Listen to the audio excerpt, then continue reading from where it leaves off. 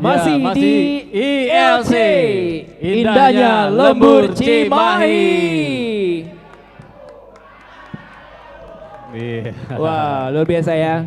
Oke, Kang Saib. Ini kalau kita membahas masalah seni dan juga budaya sangat luas sekali ya. Betul. Tadi sudah ada beberapa lagu-lagu. Narasumber, ya, terus juga tadi ada Bu Ida yang sudah perform ya. Ya, baik, kita begini langsung saja untuk narasumber yang berikutnya. Ini ada Ibu Ida Rosida Koswara. Oke, kita SN ya. Ini merupakan maestro kawi Sunda Jawa Barat dan juga putri dari maestro seni Sunda Mangkokoan. Mangkoko, iya. Lagu yang saya suka sampai sekarang adalah Langit Bulan di langit Bandung di langit Bandung bulan di langit itu lagu yang saya suka itu ya. Iya. Oke, dari perjalanan karir yang sangat luar biasa Ibu Ida. Nah, ini seperti apa nih dari budaya-budaya yang sekarang sudah berkembang dan juga masih bertahan sekarang juga, silakan. Ya, kebetulan saya itu putrinya Mang Koko yang keenam dari 8 bersaudara. Oh, keenam dari 8 kebetulan ya, bakat-bakat dari ayah saya itu adalah turunnya itu ke anak keempat dan anaknya keenam. Keenam, cuma 2 ya. Sehingga saya berkiprah dalam berkesenian sejak dari SD, SMP, kemudian sekolah di Konservatori Karawitan, kemudian ke STSI, kemudian mengajar di SMK Negeri 10 Bandung, mengajar vokal. Pengajar juga Ibu ya. Nah, saya berkiprah dalam berkesenian itu sejak kecil sampai sekarang gitu. Dengan tujuan adalah melestarikan garapan-garapan karya-karya almarhum, terutama karya almarhum Mang Koko. Mang Koko ya. Kang, saya percaya saya masih punya satu kaset. Beberapa kaset. Apa tuh? Ibu Ida bersama, mohon maaf, Bapak Eson ya waktu itu ya. Iya, pernah berduet bersama Pak Eson Jaya. Pernah berduet juga ya beliau. Berduet itu saya masih punya kasetnya Bu. Masih ada, masih melestarikan itu ya. Nah, perihal dari tentang yang kita bahas, kayaknya kan sudah jelas perjalanan sangat luar biasa ya Bu ya. Nah, melihat dari anak muda sekarang barangkali begitu, dari pelestarian budaya lagu-lagu Sunda barangkali begitu. Nah, ya, terima kasih. Kebetulan Ibu itu sebagai penerus Mang Koko, sebagai Ketua Yayasan Cangkurileng Mang Koko. Oh, Ketua Yayasan Cangkurileng Mang Koko. Sejak tahun 58 sampai sekarang. Kemudian pembina dalam grup Ganda Mekarnya Mang Koko. Itu bergerak dalam bidang kesenian juga. Sering mengadakan pelestarian itu dengan cara menjadi produser mengorbitkan lagu-lagu Mang Koko, terutama melestarikan dari lagu tahun 1945 itu lagu badminton yang tadi itu dilahirkan tahun 45 oleh Mang Koko, sehingga lagu itu tersebut sebagai contoh dilestarikan oleh saya sampai sekarang dengan menggunakan beberapa elemen-elemen baik kolaborasi atau itu yang penting lagunya pas, lagunya begitu.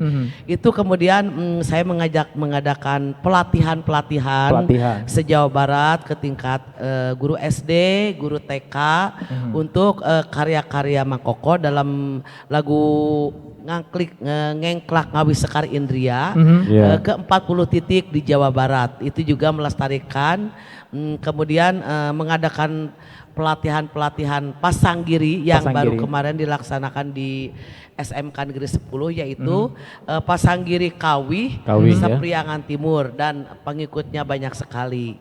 Luar biasa sekali ya. Yang lainnya kemudian saya banyak belajar memberikan pengelmuan kepada ya mungkin cikal bakal regenerasi untuk pelatihan. Yang satu lagi putra Mang Koko yang nomor 4 siapa Bu yang generasi penerus? Kebetulan yang nomor 4 itu adalah Pak Tetang Benyamin Koswara, sudah almarhum meninggal. Sudah almarhum. Sehingga tinggal saya mungkin dari 8 itu yang sendiri ya sudah almarhum. Ya, baik. Itu cerita dari Ibu Ida luar biasa ya. Sampai sekarang dari tahun berapa melestarikan lagu 50 ya.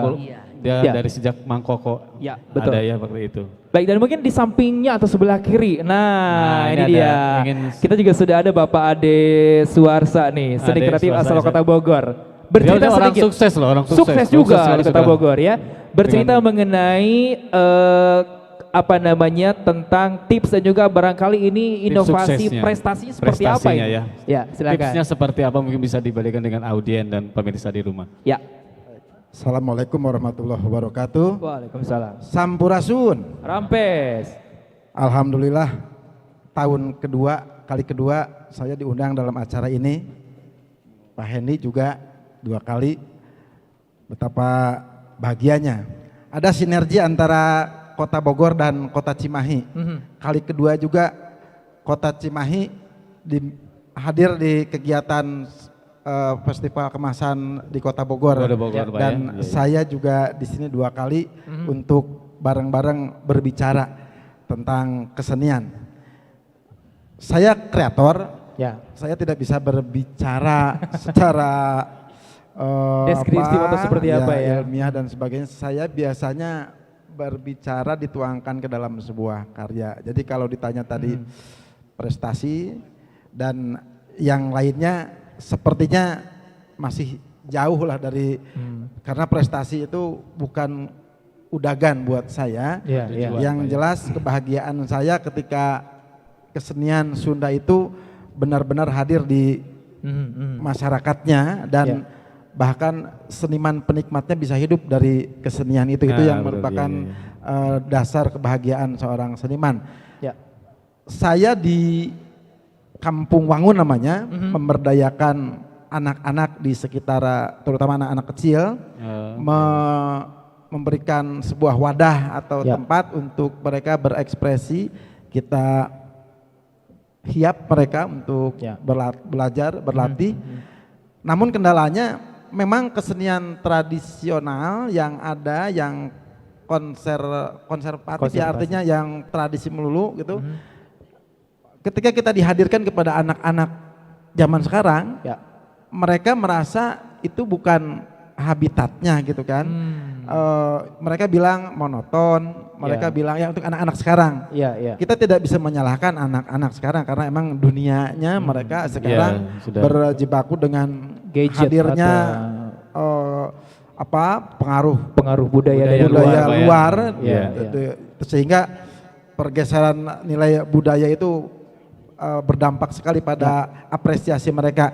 Jadi saya tidak ingin diam semata untuk fenomena seperti itu. Akhirnya saya berpikir bahwa kesenian tradisional disampaikan ke anak-anak sekarang, kita harus berikan sentuhan yang zaman sekarang juga harus dibawa. Seperti tadi saya lihat lagu Bu Ida guru saya, lagu badminton yang di kaset tidak pakai timbalis, yang di kaset beatnya juga tidak seperti itu.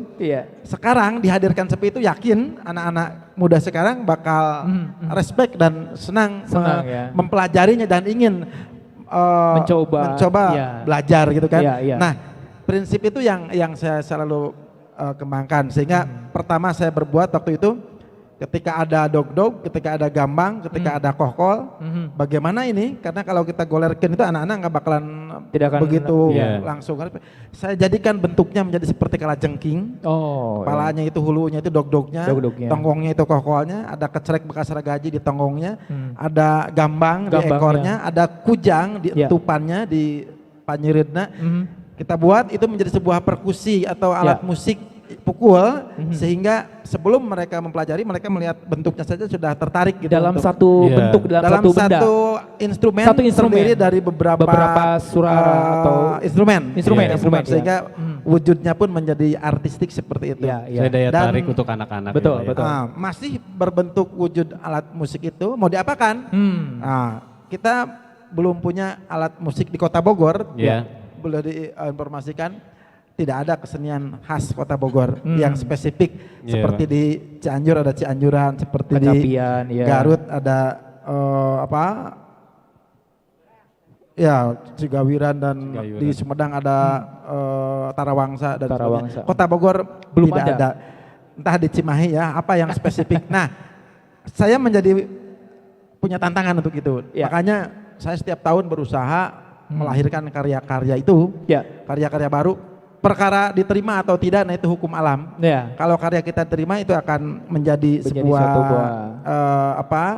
pengakuan bahwa Kota Bogor mungkin tidak sekarang oleh anak cucu kita, kita akan jadi karuhun nantinya.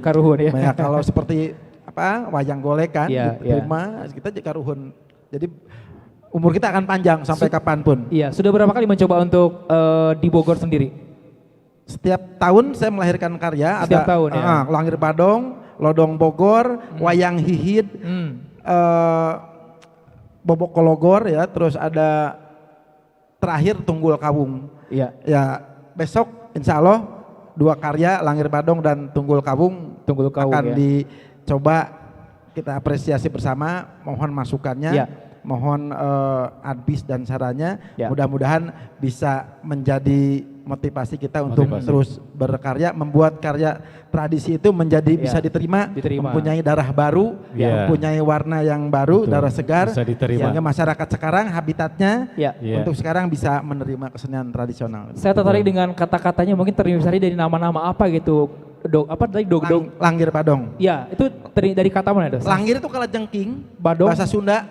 Badong itu bambu anu digandong. Jadi supaya mudah diingat. Langir jadi kayak ransel gitu, dimainkan oleh penari-penari cantik. Boleh kalau penasaran besok hadir di sini. Nah itu Kang saya berarti luar biasa ya, seniman Sunda sampai sebegitunya ingin melestarikan budaya-budaya yang memang ingin mengembangkan lebih go internasional bangkit begitu ya mungkin ya. Ini Kang Ade, saya mau tanya nih Kang Ade nih, kalau misalkan nanti ada suatu pertunjukan seni, tapi dibawakan dengan instrumen-instrumennya itu bukan gamelan seperti yang ada sekarang, karena untuk mengantisipasi kemajuan zaman dengan menggunakan alat-alat canggih seperti itu, misalkan alat-alat musik yang sekarang mungkin ada canggih ya seperti itu, digital dan sebagainya. Apakah itu sah-sah saja tidak mengurangi rasa nilai seni budaya itu sendiri? Ya, saya pikir kreativitas itu sah-sah saja. Cuman kalau orang Sunda kan tetap ulah cul dog tinggal igal. Jadi tetap kita mempunyai misi mengangkat kesenian tradisi dengan walaupun menggabungkan dengan musik-musik yang emang sedang digandrungi sekarang. Nah, tetap roh kita mah roh seni tradisi, buktinya tadi anak-anak yang basicnya dari musik tradisi membawakan beat-beat barat, beat-beat Latin, mereka enjoy dan rasa Sundanya tidak hilang. Gitu. Jadi itu yang selalu menjadi pegangan. Yang penting rohnya ya Pak ya. Kata Widaya, sok wae digarap, dikemas, tapi kahiji ulah jadi leuwih goreng. Kaduana nya ulah tepi ka ngarusak gitu. Betul. Oke. Jadi sah-sah saja sah-sah saja ya.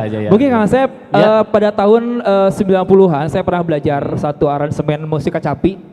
Itu saya baru mengenal ternyata kacapi 20 senar itu bisa dibikin nada diatonis. Oh, diatonis. Itu saya baru tahu ternyata yang 20 senar itu ya. Iya, sekitar tahun 95. Saya baru belajar. Saya tahu itu. Sebenarnya sudah gede ya, tapi sudah gede, saya sudah. Angkatannya beda ya. Ya, saya masih mungkin, SD waktu itu. Iya, masuk SD. Mungkin barangkali ini salah satu aset yang harus kita lestarikan begitu ya Kang Asep ya.